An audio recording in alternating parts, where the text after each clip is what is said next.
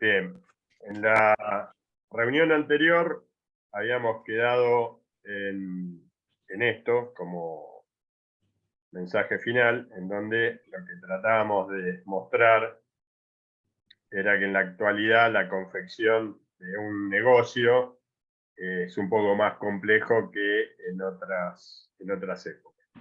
O sea, el modelo antiguo, en donde solamente teníamos 3 factores de producción y un output en el sistema, que eran los productos, se ha ido complejizando y hoy podemos decir que en el output aparte hay servicios, que hoy en día son la mayor parte del PBI mundial, pero aparte en el mundo actual hay efectos del proceso productivo que son ambientales y también hay efectos sociales. Por lo tanto, eso también deberíamos tenerlos en cuenta. Eso en la parte de gestión es sumamente importante, aunque haya que obtener datos extracontables para poder calcular esos efectos. ¿Sí? Hoy en día hay una tendencia a la utilización de indicadores o medidores de gestión que tienen que ver con el efecto ambiental que tiene el proceso productivo de nuestra organización y también sobre el efecto social que la misma tiene. Algunas características que pueden tener las organizaciones que sirven para medir. ¿Sí? O sea, hay muchas organizaciones que son ONGs, bueno, tendrán como objeto algo distinto al fin de lucro, pero aquellas que tienen fin de lucro también miden ese efecto ambiental o ese efecto social. ¿Sí? Hay una predisposición a hacer estados de triple impacto, justamente donde se miden estas 3 cosas, o hay una tendencia de las que son empresas tipo B, todos esos movimientos, esas agrupaciones, tienen que ver con este efecto. Y por el otro lado, por el lado del input, lo que habíamos dicho era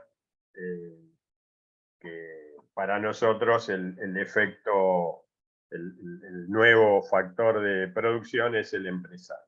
El empresario que, atento a el producto y servicio que está generando y conociendo cuál puede ser el efecto ambiental y social, trata de reunir el resto de los factores de producción para poder generar un proceso productivo que sea positivo, que sea ganancioso. Y por último, lo que habíamos mostrado era que la forma de registración de costo de los factores de producción más el costo del proceso ya no tiene el mismo impacto, y hoy lo que deberíamos estar mirando es el valor de los factores de producción más el valor del proceso, más lo que en economía se llaman externalidades, que serían los efectos sociales, ambientales, etcétera. Todo eso debería ser menor al valor del producto y servicio generado, y de esta forma podemos decir que es un círculo virtuoso y no un círculo vicioso. La idea básica de la clase anterior y hacer este pequeño resumen ahora es que tengan bien en claro que todo lo que veamos de teoría general de costos está muy atado al modelo anterior, o sea, al modelo de producción fabril, y las herramientas que vamos a ver más adelante de gestión van a estar más atadas a estos conceptos que estamos viendo acá. Así que bueno, dicho esto, lo que vamos a ver hoy son algunos paradigmas dentro de esta disciplina de gestión y costos que hace falta mencionar. También lo que vamos a ver son modelos de registración, pero eso vamos a ir viéndolo de a poco. Lo primero que quería comentarles es un poco que lo que estamos haciendo en este caso es justamente tratar de mostrar algún tipo de error o falencia en el conocimiento acumulado y por eso es necesario que nos estemos cuestionando constantemente si en la teoría o en la práctica se vienen aplicando herramientas o metodologías que sean útiles para la toma de decisiones. Entonces Einstein lo que decía era que justamente la ciencia consistía más en destruir errores que en descubrir verdades. Y esto es un poco lo que pasa en la teoría de costos o en la teoría de gestión. Lo que sucede es que se van descubriendo aplicaciones o verdades que para ese contexto específico funcionan bien, pero si el contexto va variando y yo no hago una revisión de todo esto, terminan convirtiéndose en paradigmas de aplicación obligatoria, pero que no tienen mucho uso ni mucho efecto en la práctica. Entonces lo que vamos a ver son algunos puntos específicos. Espero que hoy podamos terminar, quizás no para hablar más adelante. El primer paradigma es en referencia a elementos del costo. Si uno toma cualquiera de los libros que hay de costos, dentro de sus definiciones, lo que va a estar diciendo es que los elementos del costo son tres, serían la materia prima, la mano de obra directa y los costos indirectos de fabricación. Este es un paradigma desde el momento en que se creó la llamada contabilidad de costos. Y esto un poco lo vinimos comentando. La contabilidad de costos viene justamente a solucionar una necesidad y esa necesidad tiene que ver con conocer cuál es el costo de producción a los efectos de poder fijar un precio. Ahí vamos a ver cuáles han sido los principales sistemas de costeo, esto lo vamos a ver en un ratito. Pero lo que tenemos que reforzar aquí es algo que yo ya dije, digamos, aquí no estamos en contabilidad tradicional, contabilidad de publicación, en donde hay un sistema obligatorio para realizar el cálculo de la ganancia o para poder evaluar el patrimonio, sino que estoy en un área en donde lo que estoy tratando de dilucidar es qué datos y qué información es necesaria para tomar buenas decisiones. Por lo tanto, la generación de esa información está relacionada con la necesidad que tenga.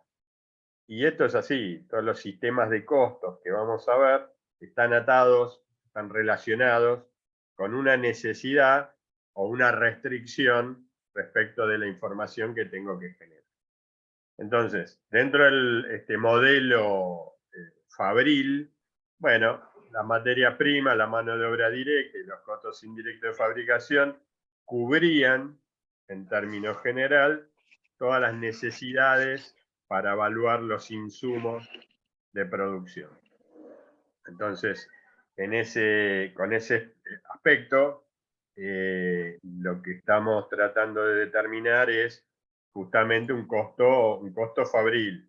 Y en algún momento de la historia, el estudioso de costos lo que determinó fueron estos grandes rubros, estos grandes agrupamientos.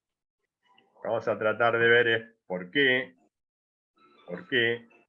los elementos del costo, según la teoría tradicional, son tres, y por qué son estos. Porque es materia prima, porque es mano de obra directa y porque son costos indirectos de fabricación. No me voy a ir muy lejos, lo que voy a tratar es de ver qué es lo que pasaba en una producción en 1920, o sea, un siglo atrás, para tratar de conocer el por qué los elementos del costo son tres y por qué son estos que figuran aquí. Básicamente, lo que sucedía en 1920 era el nacimiento la administración como ciencia, el Fordismo, ¿no? Donde la característica o la producción fabril más característica de esta segunda revolución industrial fue la industria automotriz. Y en este momento histórico lo que sucedía era que si yo hacía un análisis de los insumos o de los sacrificios económicos realizados para obtener una unidad de producto terminado, yo podría darme cuenta de que la materia prima utilizada en la construcción de ese automóvil representaba el 40% del producto terminado. O sea, el costo total del producto terminado, de una unidad de producto terminado, el 40%, más o menos, podía ser adjudicado a materia prima. Y el concepto de materia prima entonces se define como todos aquellos elementos que yo necesito utilizar para la confección del producto terminado. Esa categorización de materia prima, vamos a ver también que puede estar afectada si el insumo no tiene demasiada valía o es más costoso controlarlo que registrarlo dentro de esta categoría específica de materia prima. ¿Qué otro elemento de costo o de sacrificio económico hay dentro de todos los costos involucrados en la confección de un producto terminado? Bueno, ahí podemos ver también que quizás el 40% del costo del producto terminado está asociado a el factor de producción trabajo. Pero no cualquier trabajo, sino el trabajo realizado en forma directa sobre el producto. Es decir, es el trabajo, el costo del operario, generando la transformación de esa materia prima. O sea, el operario toma distintas materias primas, distintos insumos, y con eso genera una transformación. Bueno, ese empleado, ese operario, ese obrero que está generando esa transformación, tiene un costo y su costo será su salario, más las cargas sociales, más todos los insumos que tenga. Hoy en día habría que agregarle las licencias, habría que agregarle las vacaciones, etcétera, etcétera.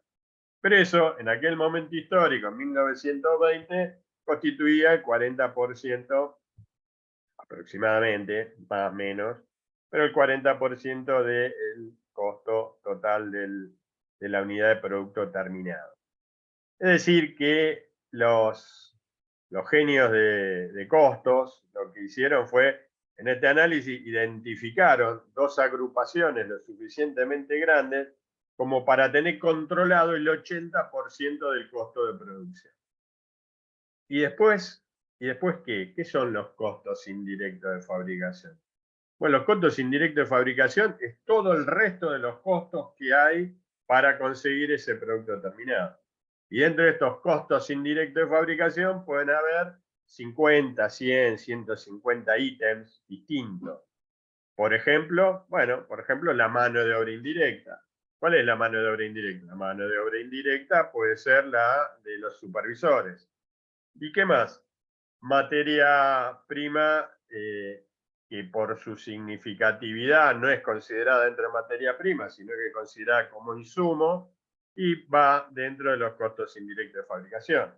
Pero además va la amortización de la máquina que utilicé, va la luz que utilicé, el alumbrado, barrido y limpieza que estoy pagando, el alquiler o la depreciación del predio donde estoy, los seguros sobre la materia prima, el equipo de bomberos que hay en la fábrica, los alimentos que se le reparten al personal. Es decir, hay un montón de ítems, un montón de sacrificios económicos que están relacionados dentro de la fábrica para la producción de esta unidad de producto terminado, que su incidencia no es mucha, pero en su sumatoria alcanzan quizás al 20% del producto terminado, del costo del producto terminado.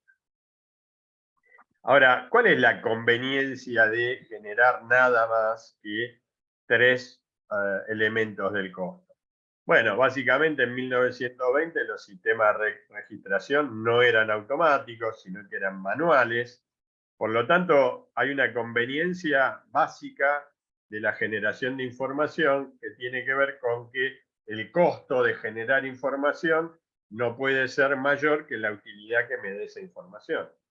Entonces, en este caso, la utilidad de la información está referida a la materia prima y a la mano de obra directa, porque solamente controlando estas dos grandes rubros, yo ya tengo el manejo del 80% del costo del producto terminado.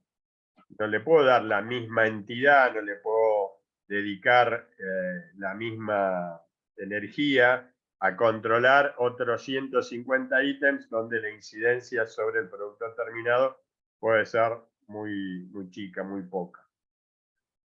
Entonces, en 1920, hablar de elementos del costo y definir que los elementos del costo son 3 y son esos, es absolutamente correcto.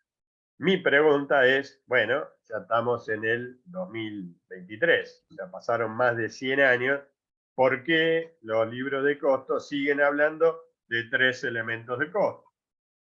Bueno, vamos a ver por qué hablar de 3 elementos del costo hoy termina siendo un paradigma que no es real.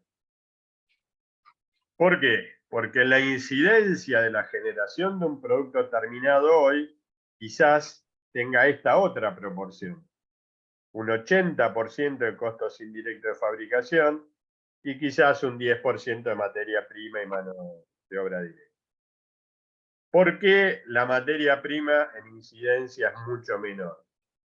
Muchas razones para justificar esto. En principio, porque ha habido un adelanto tecnológico muy importante.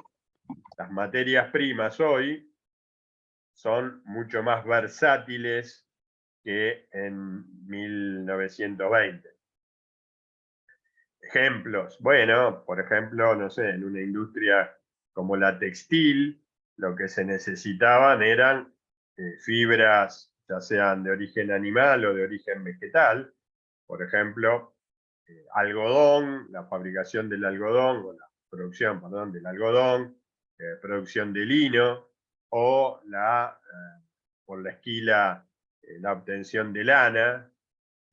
Todo eso generaba costos mucho más altos que la posibilidad tecnológica que tenemos hoy de generar telas sintéticas, o sea, del uso del petróleo y derivados sintéticos, los plásticos, han generado un montón de productos sintéticos que tienen un montón de ventajas. En principio, son más baratos, son más durables, son más livianos, son más versátiles. Esto uno lo puede entender con un montón de productos. Por ejemplo, no sé, una raqueta de tenis hace 50 años era muy pesada, era de madera. Bueno, hoy puedo hacer raquetas de tenis de aluminio o de grafito, que son mucho más durables, más resistentes, son más poderosas y son mucho más livianas. Entonces, la incidencia de la materia prima en el producto final pasa a ser bastante más baja. El otro punto importante es el tema de la diferencia en la mano de obra directa. Bueno, la mano de obra directa en 1920 prácticamente todo el trabajo fabril era hecho por las manos de los individuos. O sea, había poca automatización desde el punto de vista fabril y había mucha mano de obra directa. Hoy no. Hoy incluso hay fábricas donde la mano de obra directa es casi inexistente. Uno podría ver los procesos de producción de Toyota, por ejemplo, donde es un robot inmenso el que va soldando las partes y va armando el auto. Y quizás haya más mano de obra, y habría que ver si eso es mano de obra directa en supervisores de calidad. Hasta me inclinaría a pensar que eso es una mano de obra indirecta, porque no genera transformación, sino que lo que está haciendo es un control de calidad. Entonces, el impacto de la mano de obra directa sobre el producto terminado también es mucho menor. Entonces, ¿por qué crece tanto la incidencia del costo indirecto de fabricación?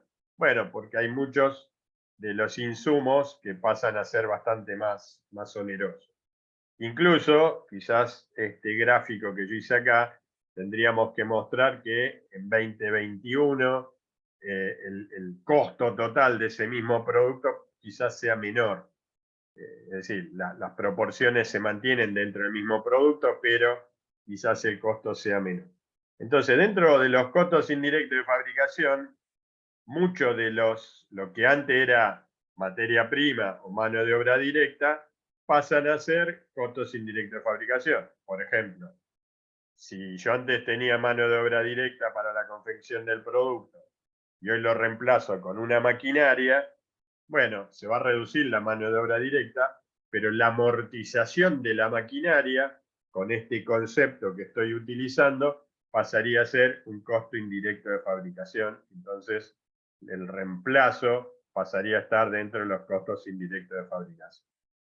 Entonces, dentro de este 80% de costos indirectos de fabricación, quizás tenga amortización de robot, un sueldo ya no de supervisores, sino sueldos de ingenieros que están programando el robot o están generando diseños para la fabricación.